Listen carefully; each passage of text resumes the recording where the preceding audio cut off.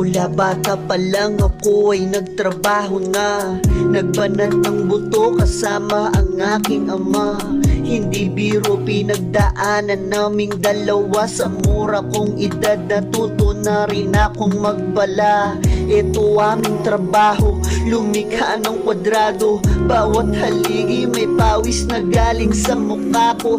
Bakal, bato, semento, laging pasan-pasan ko. Kahit na mainit at kahit na gaano kapeligro, mababa ang mga tingin sa amin ng iba.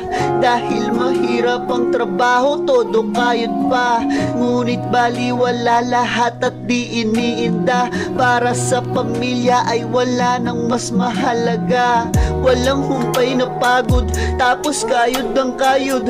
Isang linggong trinabaho, kulang pa rin ang sahod. Ito aming trabaho, oo di madali to. Kung wala kami, walang tahanan na mabubuo.